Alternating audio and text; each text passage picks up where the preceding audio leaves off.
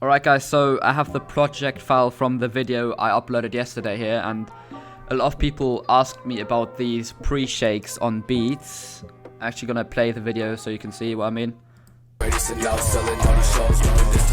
So I'm talking about these shakes right here, as you can see on screen. And today I'm gonna show you how to do that. So let me actually reset all that stuff I did here.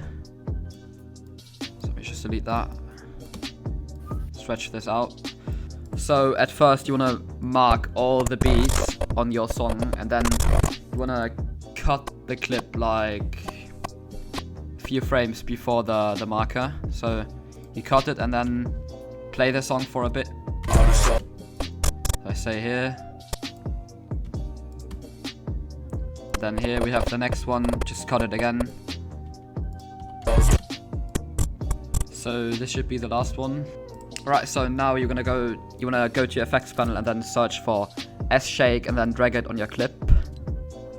And then let's increase the frequency to 30. Go to X-shake, increase that to 200. Change the X-shake wave amp to 200. Go to Y-shake, change that to 200, change the wave amp to 200, and then let's actually go to the amplitude and keyframe that from 100 to 1, 2, 3, so I should say 3 to 0, like 15 frames. And as you can see, it's really shaky, so we want to decrease the amplitude to maybe 0.2, I don't know.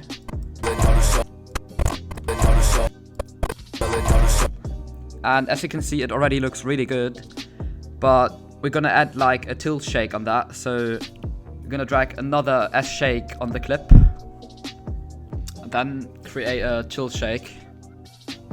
We're gonna go to frequency, decrease that to, let's say 5. Go to Y shake, turn that off. X shake, turn that off. Y shake, turn that off as well. Go to tilt shake, increase the tilt wave amp to 3. And then if you want to have RGB on your shake, you can also go to channels and then increase the red amplitude to about 2 or 3. And now we're gonna keyframe the tilt shake from, let's say 0.3 to go to the end of the clip 0. And yeah, you got some RGB. The tilt shake isn't really that visible. I might just increase it a bit and then see if it's better. Yeah, now it looks better in my opinion. And now what we're gonna do, we're gonna right click the clip, copy, and then go to the other clips on the beat. Click on it, like right click on it, paste attributes, and then select these two ones, like S-shake and the other S-shake. Click OK. Go to the last one here and then do the same thing here. Just paste everything and then let's see how it looks like now.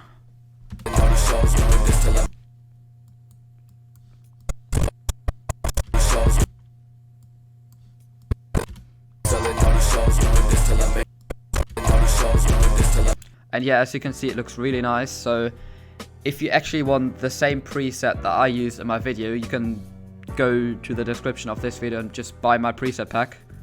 I have the pre-shake on beat preset here. Doesn't really make much of a difference, but if you want my exact preset that I use, you can buy that if you want. And yeah, that's the end of the video. And if you enjoyed this video, please make sure to like, subscribe, do all that stuff.